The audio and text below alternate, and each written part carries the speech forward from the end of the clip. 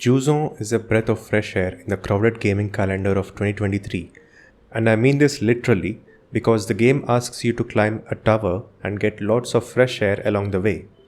Coming from the creators of the critically acclaimed Life is Strange franchise, Don't Nod Entertainment, this short climbing adventure provides a relaxing journey that borrows heavily from the indie game formula but still manages to leave its own mark.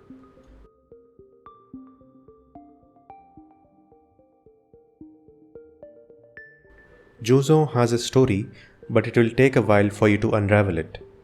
There are a few cutscenes, but no dialogues, so you will have to put together the story entirely based on what you see. In the beginning, all you know is that you are a traveler who wants to climb a tall tower, which I didn't know was a tower until I later read the description of the game. I was under the assumption that I was climbing a mountain. But that's just one of many examples of how you will make your own interpretations while playing this game. You have a companion made out of water called a ballast, which is important for solving some of the environmental puzzles and also gives you a general idea of where you need to go next. Along the way, you will find notes and letters from people who either used to live there or were also attempting to climb the tower. These snippets form their own story but are not mandatory to experience the main story. It took me around 4.5 hours to beat the story, and I was playing at a leisurely pace.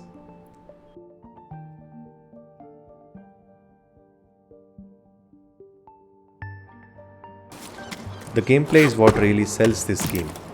While you can play using a mouse and keyboard on PC, this is clearly designed to be played with a controller.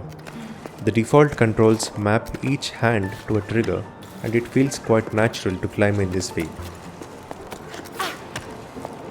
There is a stamina system which is quite annoying because it discourages you from going at a faster pace.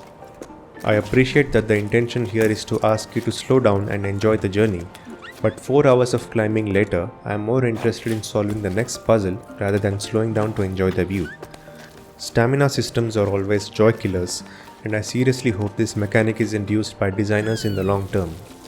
The core gameplay loop is to simply keep going up, solving puzzles along the way, and also picking up collectibles. There are a surprising number of side activities to do along the way, although I am not sure why they all exist. You can listen to shells that provide you a glimpse of the sort of activities going on in that place in the past. You can activate frescoes, complete piles of stones called cairns, turn altars, and of course pick up some of the many letters and notes spread throughout the place. There are 6 levels, each of which offer a unique visual biome to navigate. Each biome has its own characteristics. For example, the level where the sun is shining brightly requires you to move faster in some places because the grips that you require to climb will disappear in the heat of the sun. In another level, there's a strong wind blowing continuously, and you will have to time your jumps carefully to avoid being blown off course. The last level is possibly the best of them all, with a strong emphasis on using everything that you've learned so far, but I don't want to spoil it here. This variety in level design makes sure that the core mechanic of climbing doesn't get boring at any given time. Even though you're climbing great heights, you are never really in danger because you cannot fall no matter how high you climb. You are always secured to a rope by default, and you can add more safety points as you go. So the only danger you ever run into will be running out of stamina at a crucial time.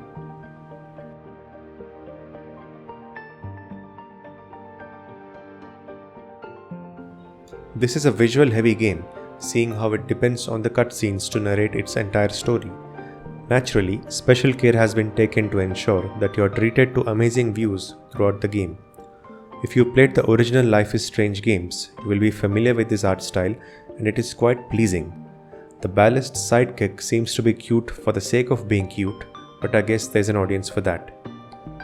Overall, the visuals do well in taking up the job of narrating the story while offering some screenshot-worthy moments along the way.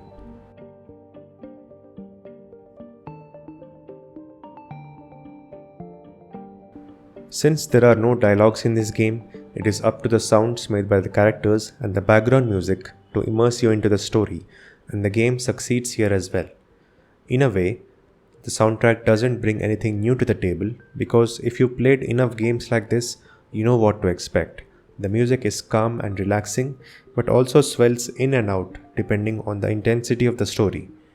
That said, it isn't easy to deliver music that conveys the required emotions at the right time and still manages to feel fresh. I enjoyed the music enough that I went looking for the soundtrack on Spotify after finishing the game.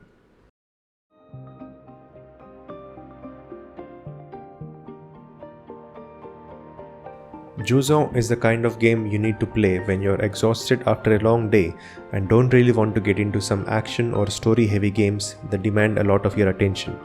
Instead, you can slip into this calm and relaxing journey that has a simple goal: keep going up, and that's pretty much it.